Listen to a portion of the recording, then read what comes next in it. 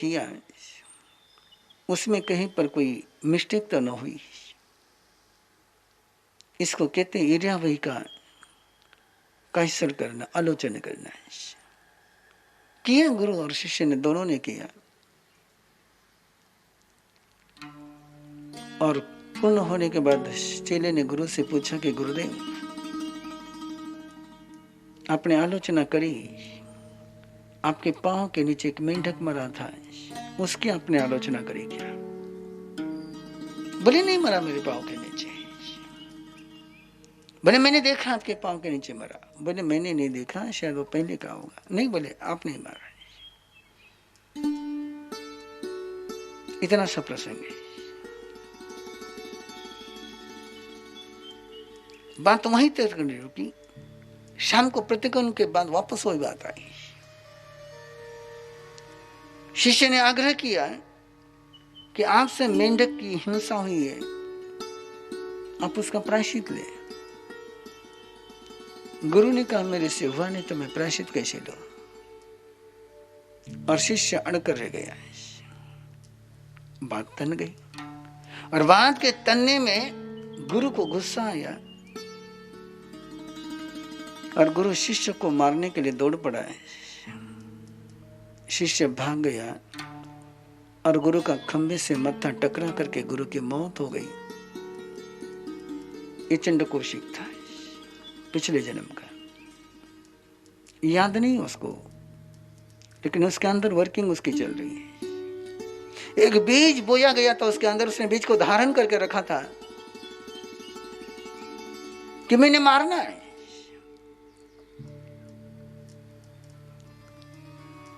उसको याद नहीं है, लेकिन ग्रहण किया हुआ है, होल्ड किया हुआ है। देखो अपने जिंदगी में कितनी बातें ऐसी हैं जो हमें याद नहीं है, लेकिन हमने होल्ड करके रखी है। ध्यान में रखिए, गुरु पूर्णिमा भी है और आषाढ़ी चौमासी पक्षी भी है। आषाढ़ी चौमासी पक्षी भी है और गुरु पूर्णिमा भी है, और दोनों की अपने को तैयारी करनी है। गुरु पूजा की भी तैयारी करनी है और आषाढ़ी चौमासी पक्षी की भी तैयारी करनी है। और वो प्रतिक्रमण करे बिना आयुष्य का पूर्ण हो जाना है। जन्म जन्म के लिए क्रोध का दावानल जलता रहा है। इतना सा प्रसंग, इतना सा बीज है वो। लेकिन वो पाप का बीज पाप का बरगद बन गया है। और वो बरगद, और आपको पता है कि एक बार बरगद बनने के बाद कैसे उसकी शाखाएं प्रशाखाएं कैसे बढ़ती चली जाती है।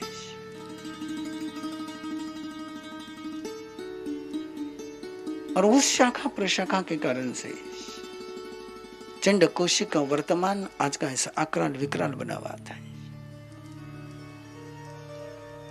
ये भगवान महावीर जानते थे, उसके अंदर का दर्द जानते थे। वो जो गुस्सा है गुरु ने शिष्य पर डालने का प्रयास किया,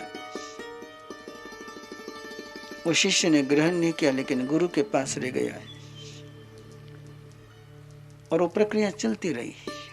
फिर शिष्य हट गया, लेकिन बाकी सारा कुछ चलता रहा है।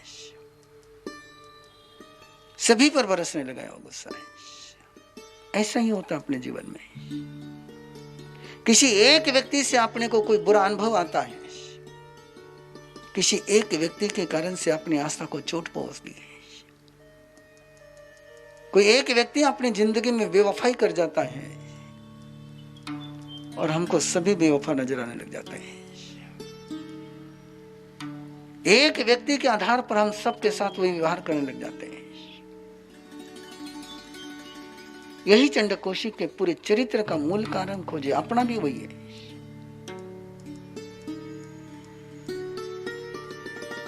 और यही भगवान महावीर उसके इतिहास को जानते थे।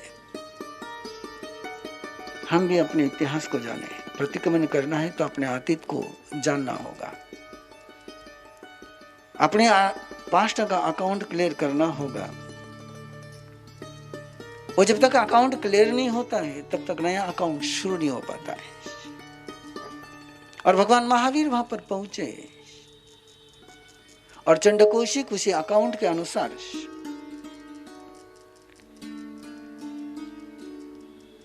सारा कुछ कर रहा है। और भगवान महावीर तो जानते थे ये ग्रहण नहीं करना है। यह ग्रहण कैसे करेंगे इस प्रक्रिया को? इस अग्रहण के आधार पर ही सारी बात चल पाएगी। इसी को पचकान कहते हैं, इसी को संवर कहते हैं। कैसे करोगे? कैसे करना है इसको? किस तरीके से कर पाएंगे? ये करना है, पहले तय करिए और एक छोटा सा प्रयोग करिए। शुरुआत में पूरे लाइफ का मत करिए, पूरे दिन का मत करिए। एक घंटे से शुरुआत करिए, 45 मिनट से शुरुआत करिए।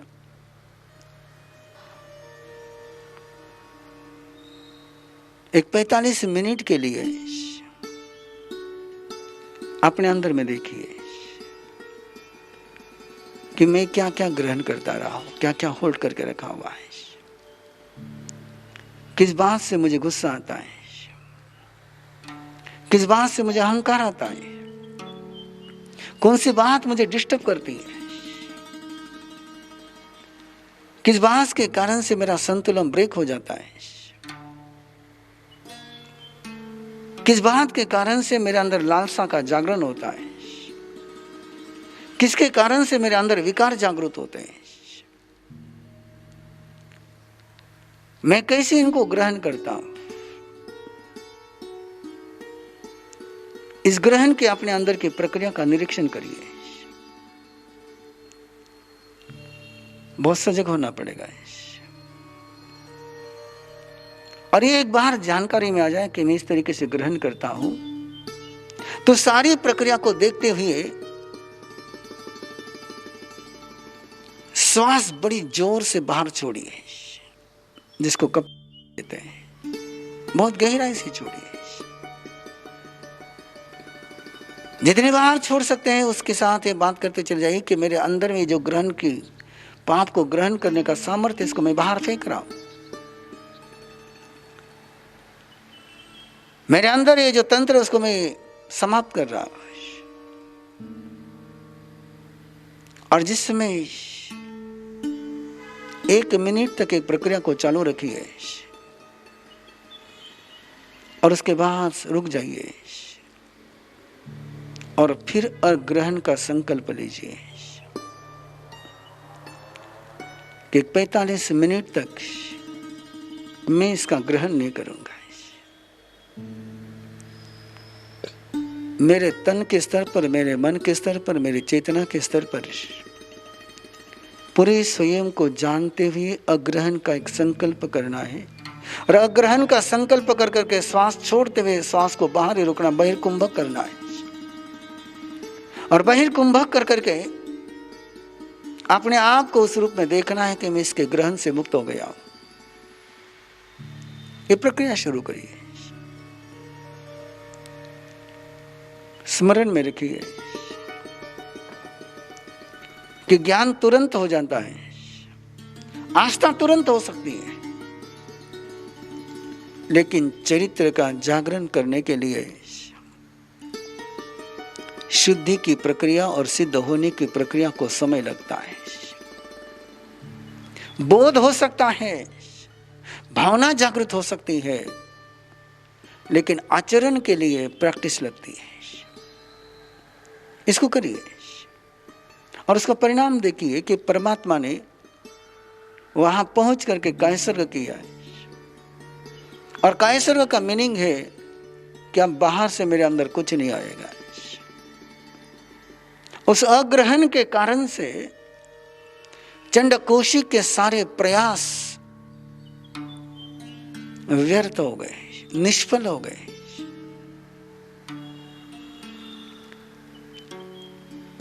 वो प्रहार कर रहा है और सामने वाले पर हमला हो नहीं रहा है। वो चोट कर रहा है और सामने वाले को चोट लग नहीं रही है। वो आघात कर रहा है, सामने वाले का घात हो नहीं रहा है। ये बिल्कुल out of the box experience था। और इस प्रयास की निष्फलता के बाद हर व्यक्ति के जीवन में प्रसंग आते हैं, लेकिन वो जो चंडकौशिक ने किया हम कर नहीं पाते। जैसे चंडकौशिक का गुस्सा व्यर्थ गया, वैसा आपका और मेरा गुस्सा कितनी बार व्यर्थ होगा। शायद ही कोई प्रसंग होगा कि जिस समय आपका और मेरा गुस्सा सफल हुआ हो, लेकिन चंडकौशिक ने अपनी निष्फलता पर स्तब्ध होकर के जिस पॉइंट पर वो पहुंचा है कि क्या है, वो स्तब्धता देखिए। मैं बहुत धीमे चल रहा हूं, इसलिए धीमे चल रहा हूं कि इस बार का लक्ष्य है प्रशिक्षण। इस बार का लक्ष्य आपका मनोरंजन करना नहीं है, आपको बहलाना नहीं है, आपका एंटरटेनमेंट लक्ष्य नहीं है। इस बार का लक्ष्य है आपको साधक बनाना है, साधना का प्रशिक्षण करना है, समर्थ बनना है और समर्थ बनाना है। इसलिए बात इस तरह की चल रही है। सोचिए, घटना वही है, लेकिन घटना के आयाम को देखते चले जाइए कि चंडकौशिक के साथ जो हुआ वो हमारे साथ रोज होता है। कितनी बार हम उसके कारण से हताश हो जाते हैं, माथा पकड़ते हैं, कहीं मेरी बात का असर ही नहीं हुए। लेकिन चंडकौशिक उस पल में, अपनी असफलता के पल में, व्यर्थता के पल में क्षुब्ध होने के बजाय स्तब्ध हो गया। ये बहुत महत्वपूर्ण बात है। परेशान होने के बजाय जागरूक हो गया है। उसको लगा क्या ही हो रहा है, ये ऐसा क्यों हुआ है, ऐसा क्यों हुआ है। मैंने प्रहार किया और सामने वाले पर असर नहीं हुआ, क्यों। मैंने काटा और सामने वाला कटा नहीं, ऐसा क्यों। कि आज तक का सारा अपना अनुभव यही है कि हमने काटा तो सामने वाला कटा, सामने वाले ने हमको काटा था, हम कटे। इस सारे अनुभव को चुनौती देने वाला एक प्रसंग उसके जीवन में घटना घटित हुई कि मैंने काटा लेकिन सामने वाला कटा नहीं, मैंने हमला किया लेकिन सामने वाले पर हमला हुआ नहीं, और सामने वाले ने उसका कोई प्रतिकार भी नहीं किया, सामने वाले ने कोई संघर्ष भी नहीं किया। आप पूछते बहुत बार, सामने वाला करता तो समय उसका प्रतिकार नहीं करना क्या।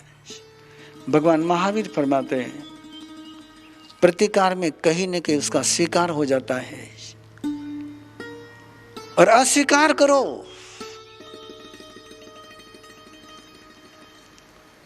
अस्वीकार, और भगवान अस्वीकार करना यही पचकान है। गाली को अस्वीकार, हमले को अस्वीकार, स्वीकृति नहीं है, स्वीकार नहीं किया। और ये जो अस्वीकार का अनुभव है, ये बहुत क्रांति करने वाला है। सोचो आप कर सकते हो क्या है। अस्वीकार, सामने वाले ने काटा लेकिन मैं कटा नहीं हूं। सामने वाले ने हमला किया लेकिन हमला मेरे पर हुआ नहीं, मैंने उसको स्वीकार नहीं किया। इसी को कहते हैं ना रोग प्रतिकार क्षमता है, इसी को इम्यूनिटी कहते हैं। और ये इम्यूनिटी डेवलप करना है न केवल तन के स्तर पर, मन के स्तर पर भी, रिश्ते के लेवल पर भी, भावों के लेवल पर भी, कि जो मेरा चैतन्य का स्वभाव नहीं, उसके अलावा जो कुछ है उसको मैं स्वीकार नहीं करूंगा। अस्वीकार, ये अस्वीकार का भाव, ये असहमति, ये अग्रहण, ये जब तक शुरू नहीं होता है तब तक अगली यात्रा समझ में नहीं आती। जो चंडकोशी के जीवन में घटित हुआ, अपने जीवन की तरफ देखो कि इतना कितनी बार अपने जीवन में हुआ है। आजकल के पेरेंट्स तो रोज बोलते हैं कि बच्चे सुनते नहीं है। इसका मीनिंग क्या हुआ है कि बच्चों ने आपकी बात को स्वीकार नहीं किया, अस्वीकार किया है। उनके अस्वीकार करने के बाद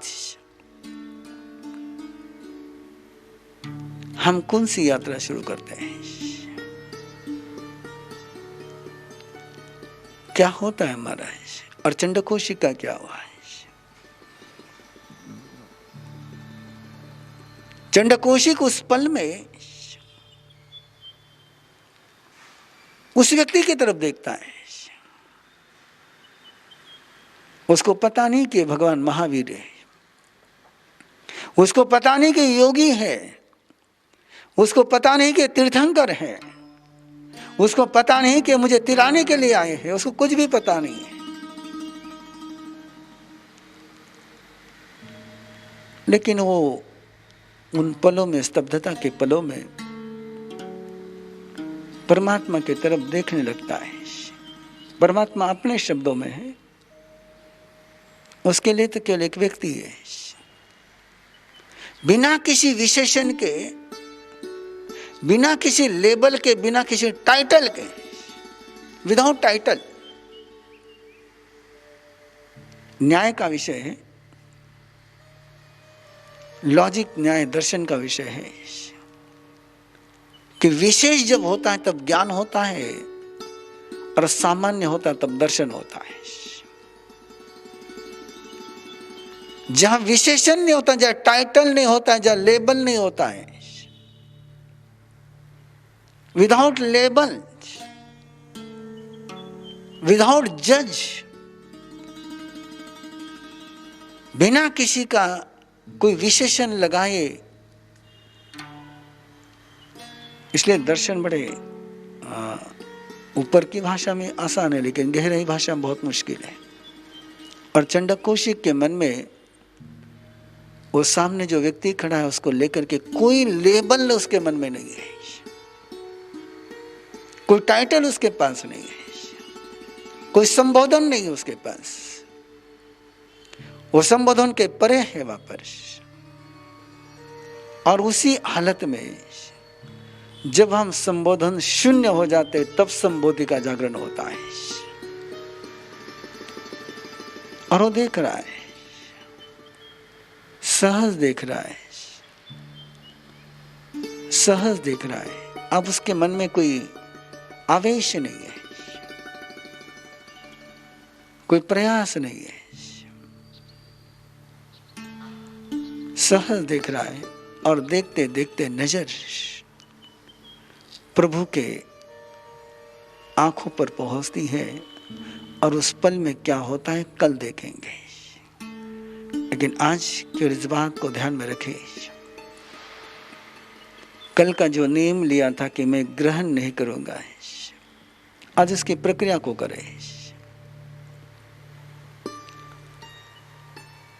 बहुत छोटे रूप में उस प्रक्रिया को अपने यहाँ प्रचलन में लाते हैं, 14 नियम के रूप में,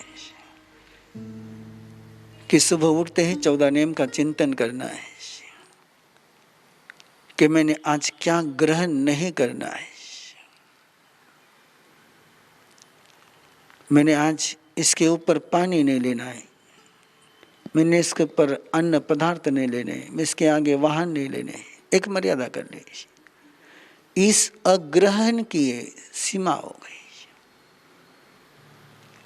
इतना ही ग्रहण है, बाकी सारा अग्रहण है, बहुत छोटा सा है। और ये 14 नियम आपके जीवन के 14 रत्न है। 14वें गुण स्थान पर पहुंचने के लिए 14 नियम का ये बीज जीवन में बोया जाना चाहिए कि मैं क्या ग्रहण नहीं करूंगा। आप बना सकते हैं अपने तरीके से, स्वयं के लिए आचार संहिता बना सकते हो, और बनानी है आपको। आषाढ़ी चौमासी पक्षी की तैयारी है और जीवन को उधर ले जाने की तैयारी है। गुरु को स्मरण करने की तैयारी है, गुरु पूजा की तैयारी है, और गुरु पूजा यानी जीवन में मिले हुए गुरु को फिर एक बार आस्था पूर्वक अपने जीवन में ग्रहण करना है। अपने जीवन में गुरु की प्राण प्रतिष्ठा करना है। गुरु ने तो अपने जीवन में आपके प्राण प्रतिष्ठा करी, लेकिन हमने अपने जीवन में गुरु की प्राण प्रतिष्ठा नहीं करी। अपने तन में, अपने मन में, अपने सोच में अपने गुरु के प्राणों की प्रतिष्ठा करना है।